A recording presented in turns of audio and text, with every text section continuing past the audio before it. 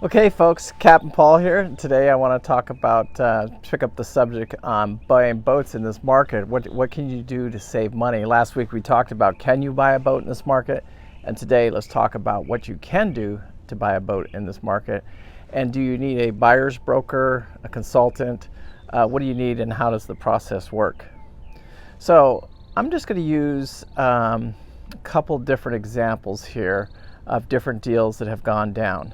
In my opinion, and this is just my opinion, I'm not a big fan of a buyer's broker. We'll start out with that. What happens is you sign a contract with a broker, he agrees to buy you a boat, doesn't matter where the boat's purchased, you're going to pay him a commission and he will supposedly find you a boat. What's wrong with it? What's good about it? Let's talk about what's bad about it to start off with. The bad thing, in my opinion, is that buyer's broker will have a limited choice on boats that he can present to you or bring to you.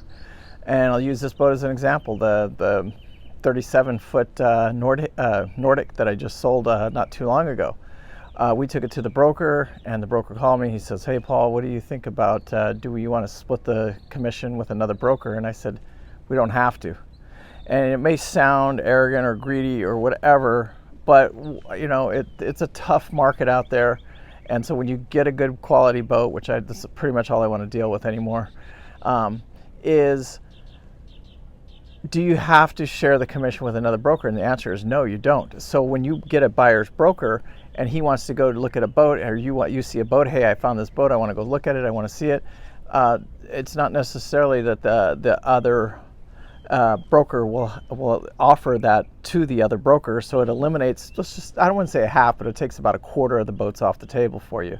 So if you want to be locked into a situation like that and it's something that doesn't bother you, just know that going into the contract and ask him. He can be right up front with you. He does not have access to every boat. Not every broker has to co-broker their boats. So it does limit you on that. So that's one of and to me that's the worst decision that you can make, is hiring a buyer's broker.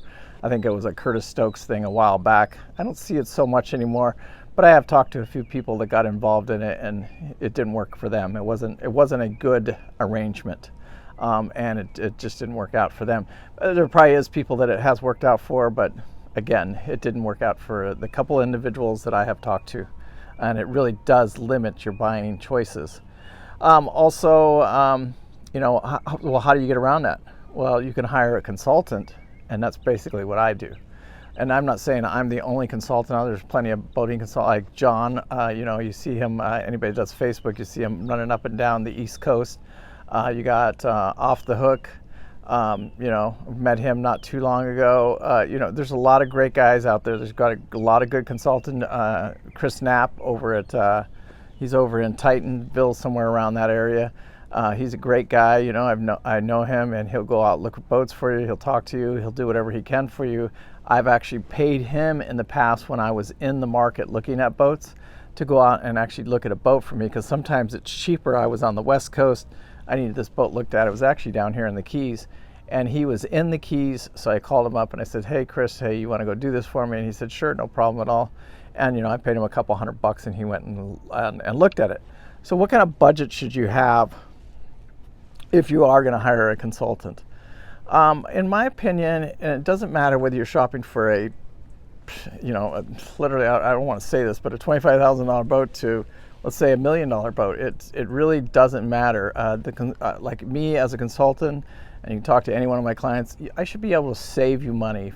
So my knowledge, and so that you don't make mistakes, so you keep guiding you on the path. Because we can see what's happening before it even happens, because we've already did it. We've already lived it. I've probably owned probably over 20 boats in my lifetime. So I've already experienced it all. I've trailered them. I've, put them in the water. I've had them in the slip. Don't charge them, or don't clean the bottom, whatever. But it's decisions that everybody has to make. It's decisions that I do. It's how the maintenance that I run on my boat particularly. And I'm really picky about that, so it's just stuff that I've learned over the years, and I don't think you can learn it unless you live it. And that's what I do right now. Like, I'm out here living on my boat full time. I've traveled 20,000 miles on my boat. I've done America's Great Loop. I'll probably be on my third time next time I do it. Been to the Bahamas. I know, you can, single engine versus twin engine. I've owned them, I've operated them. So it's, is that the kind of guy you want around you when you're purchasing? And so it helps you guide you away from making mistakes and stuff like that.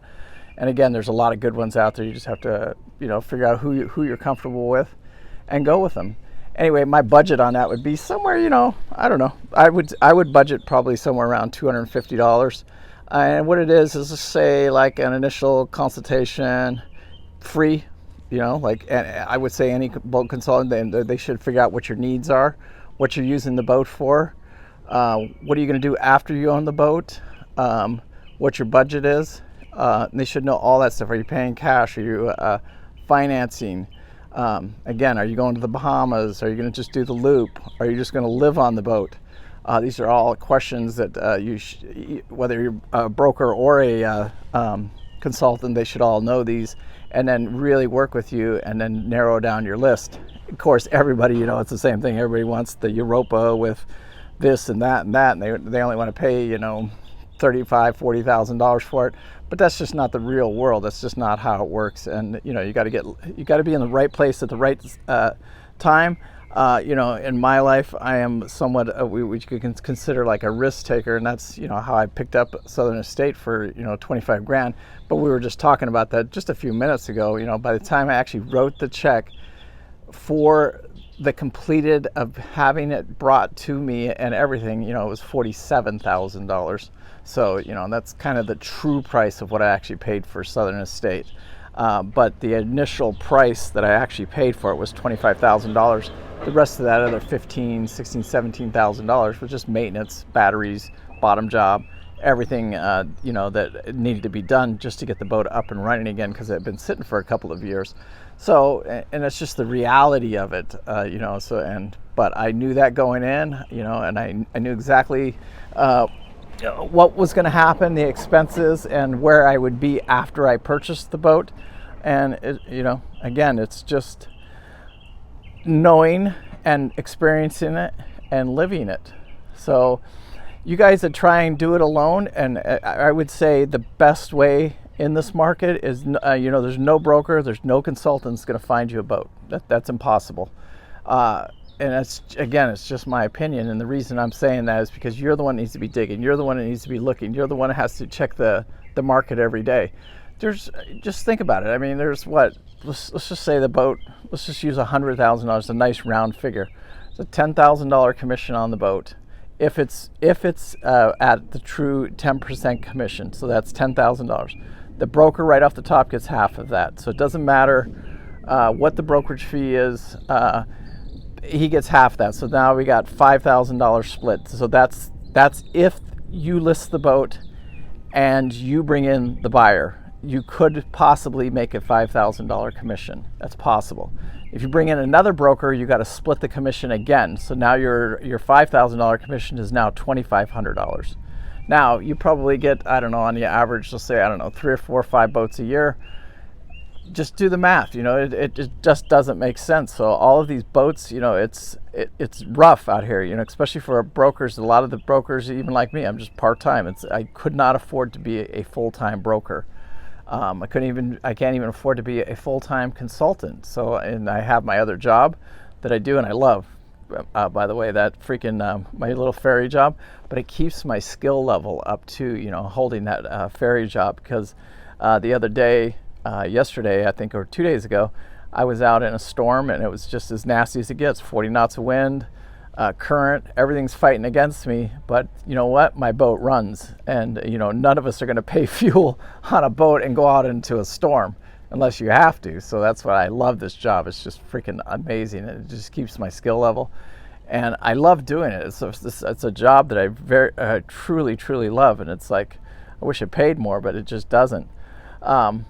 So a lot of the brokers out there are full-time brokers out there that do it full-time, but you've got to put your time in. It's 30 years. Even for them to get good boats, good quality boats, it's really hard right now in this market. The boats that are in really good shape, like we'll talk about the Grand Banks that we just listed. I believe it's sold already, but by the way, just for the record. Also, anybody else looking for the main ship 3900, I believe Jim's going to put Jolly Green back on the market. I do have a few people already on the list for that one, but that's a single screw twin thruster boat. I'll show you a picture of it right here. And it's going to come on the market here in the next month, I believe, month or two, but it'll probably be sold before it ever, it'll never really truly come to market. Because somebody will buy it before it ever even goes, before Jim gets off the boat, it'll already be sold, just like it was when he picked it up, because this is a low hour, 1,000-hour service has been done on it. I believe Jim put a new air conditioner in it. He's going to have it polished, cleaned, and waxed, and it'll be a pretty dang clean boat with fairly low hours on it. He did the loop. I think he had 1,700 hours on it. He put another 600 hours on it. So you're talking about a single screw twin thruster boat, and we'll probably keep that price right at that 159, 162, somewhere around there, right at the buck value, whatever it is. And that is the buck value on it. That day of those things selling for $225,000. In my opinion, we're not going to see that for a while. It would take the market would have to flip back the other way. But he'll just ask. I told him, Jim, I just want to keep it fair. I know you've stuck your fair share of money in the boat, but as long as you keep the value at that and understand that that's the price to pay to do the loop, we shouldn't have any problem selling the boat even in this market, at that 150 160 mark, because it is such a clean, nice boat. And also because I'm out here, I'm living in the water. I'm a part of the community. You guys, I drive a boat 4 days a week as a captain. I'm out here, Southern Estate. I keep it maintained. I keep it run ready at all times, and I can train. That's just me though. But I'm a 100-ton captain, so there's a lot of value in that. And where do you put the how do you treat a captain, that probably invested, if you were to count all the 25 different boats that I've owned, because it takes years of experience. And that's a big question. Maybe that's what we'll talk about in next week's video is how many hours does it take to actually be trained to be able to put a boat, if you've never owned one of these big, let's say 40-foot trawlers, and be able to put it into the slip. We'll talk about how many hours it takes to do that with proper training, and how far ahead it puts you after you've been trained and stuff like that. Because training is everything, preparation is everything. I'm big on maintenance. I'm big on training. I would never go out into a boat that I wasn't checked out in myself personally. So if I was purchasing a boat, I would want the new owner, to go over the systems with me. But again, if I was jumping on that 86 Grand Banks that was coming to market here in the next week or so, I would be able to drive it, and you would think that I've owned the boat my entire life, but it's just because of the experience that I have driving the different boats. Anyway, guys, Paul Bates, peace out. I hope you guys enjoyed this outside, looking at Southern Estate from the outside underneath the tiki here. I'll show you a picture of the tiki. If you do, give me your comment down below. I also want to hear your comments. What do you guys think about the buyer's broker, no buyer's broker? Do you hire a consultant? Don't you hire a consultant? How much money did you pay your consultant? Stuff like that. I mean, for me, it's all different with that type of stuff, and each case is individual of its own. Anyway, also, you Patreons, you guys can call me anytime. You text me. I appreciate the support. You have no idea how much I appreciate it. My phone is an open phone. I will talk to anybody. You can text me is usually the best way is to text me. That way, at least I know you're calling, especially if you catch me at work. It's just easier, and then I'll call you back as soon as I can. Anyway, peace out. I hope you guys enjoyed this week's video. If you've got any questions at all, man, just give me a call. I do appreciate it. Thanks. Bye.